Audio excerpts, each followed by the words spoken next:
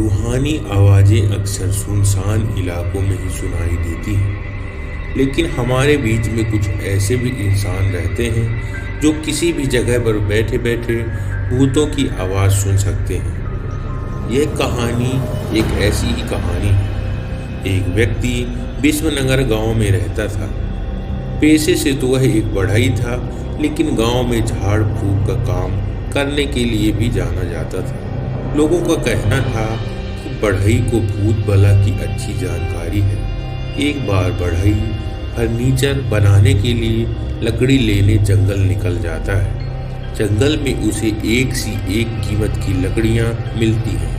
वह सभी को टुकड़ों में काट काट कर इकट्ठा करता है।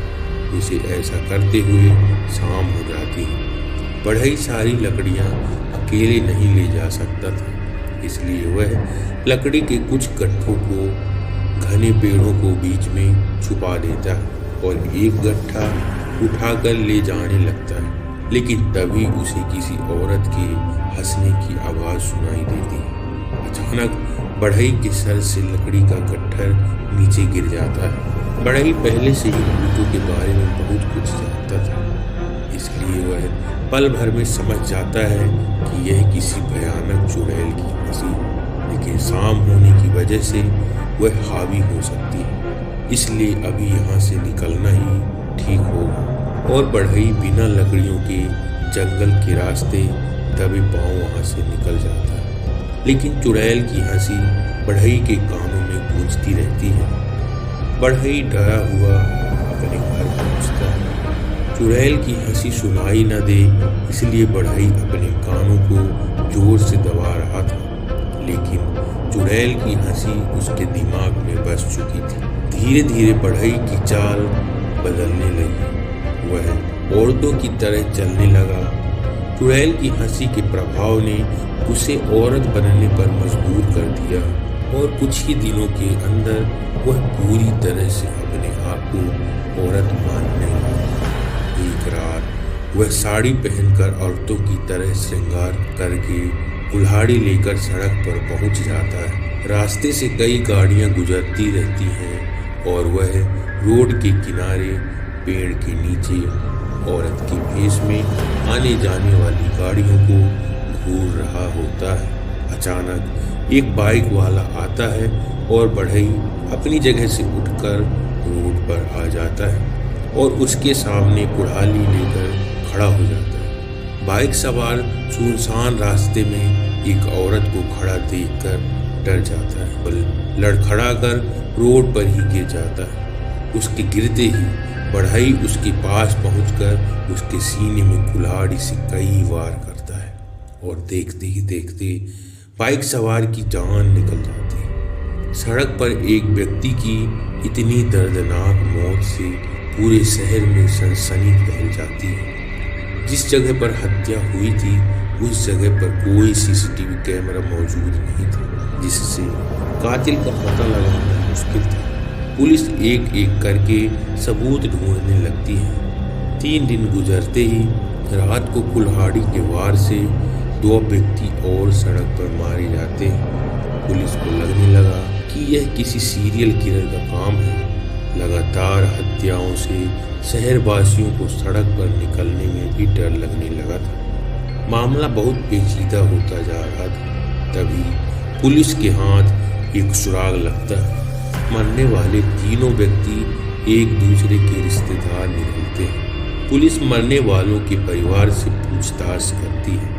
दरअसल पुलिस को शक होता है कि हो सकता है इसकी कोई खानदानी दुश्मनी जिसकी वजह से ये हत्याएं हो रही। तभी अगली रात एक और व्यक्ति अपनी कार सहित खाई में गिर जाता है और जब उसकी कार खाई से निकाली जाती है तो पता चलता है कि कार की कांच को किसी ने पत्थर से वार किया था। इसलिए गाड़ी का बैलेंस बिगड़ गया और गाड़ी खाई में जाकर गिर गई। इस हादसे में गाड़ी चालक की मौत हो गई। इत्तेफाक की बात तो यह थी कि गाड़ी चालक भी इन्हीं तीनों का रिश्तेदार था। बढ़ई लगातार एक के बाद एक हत्याएं करता जा रहा था, लेकिन उसके ऊपर किसी को शक नहीं हो रहा था।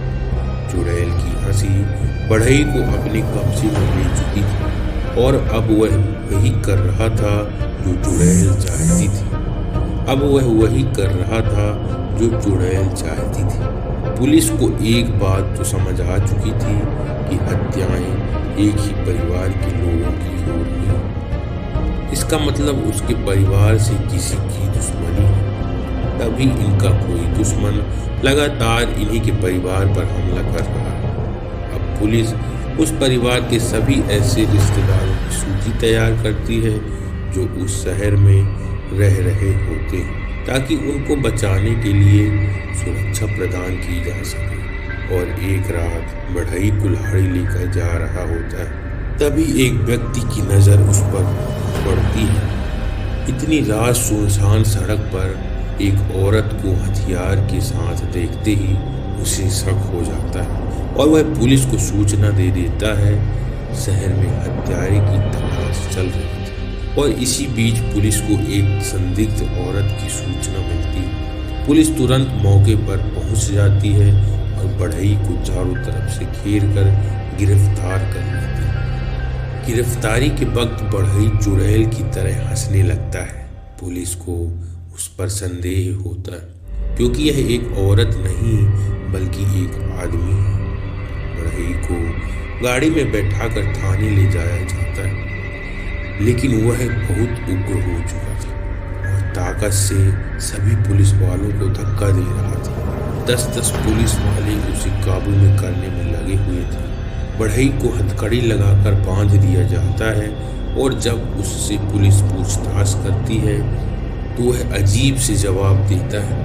वह शक्ल से आदमी था, लेकिन वह अपने जवाब एक औरत की तरह दे रहा होता है। पुलिस ऑफिसर को लगता है कि शायद यह पागल है, इसलिए वह मानसिक रोग विशेषज्ञ को बुलाते हैं ताकि उसके बारे में पता लगाया जा सके।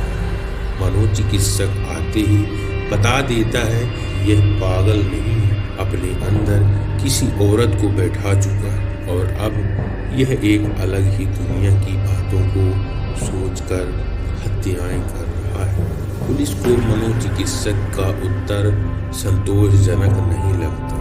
अचानक एक हवलदार कहता है कि हमें भूत भगाने वाले ओझा को भी बुलाना चाहिए, शायद इसके अंदर कोई प्रेतात्मा आई हो। पुलिस ऑफिसर इन सब बातों पर यकीन नहीं करते, लेकिन केस को आगे बढ़ाने के लिए कुछ न कुछ तो करना ही था। शमशान में एक ओझा को पुलिस की जीप में बैठा कर ले आया जाता है। ओझा आते ही बढ़ई के चेहरे में विभूति फेंकता है और बढ़ई तुरंत सब कुछ बताने लगता है और आधे घंटे के अंदर ही पुलिस को सारी कहानी समझ में आ जाती है। दरअसल 3 माह पहले एक बस बारात लेकर सड़क से जा रही थी और रास्ते में एक लड़की उसी बस से टकरा जाती है और वह घायल हो जाती है। तभी बस में बैठे बाराती उतरकर उसे अस्पताल पहुंचाने की बजाय वहीं किनारे जंगल में ले जाकर एक गड्ढे में मरा हुआ समझकर जिंदा ही दफना देते हैं। और यह उसी लड़की की आत्मा है जो बढ़ई के अंदर आकर उनके रिश्तेदारों को एक एक करके मार रही, जो उस बारात में शामिल थे। पुलिस को सारा मामला समझ में आ जाता है।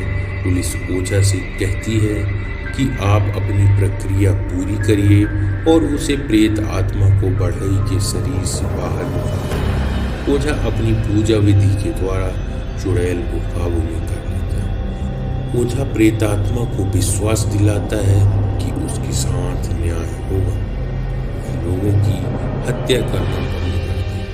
और इसी दौरान बढ़ई बेहोश हो जाता है और कुछ समय के बाद जब उसे होश आता है तो वह सामान्य बर्ताव करने लगा। पुलिस उसी जंगल में जाकर उस लड़की की लाश का पता लगाती है और एक एक करके सभी रिश्तेदारों को हिरासत में लिया जाता है। बढ़ई के ऊपर हत्याओं का इल्जाम होता है, लेकिन बढ़ई को पूरी तरह दोषी नहीं पाया जाता है। उसे मानसिक रोगी मानते हुए 1 साल पागल खाने में रहने का आदेश दिया जाता है और इसी के साथ चुड़ैल की हंसी बढ़ई को सुनाई देना हमेशा हमेशा के लिए बंद हो जाती है और पढ़ाई एक सामान्य इंसानों की तरह अपना जीवन व्यतीत करने लगता है। तो दोस्तों, आज की कहानी आपको कैसी लगी हमें कमेंट सेक्शन पर ज़रूर बताएं। मिलते हैं किसी नई वीडियो के साथ, तब तक के लिए गुड बाय।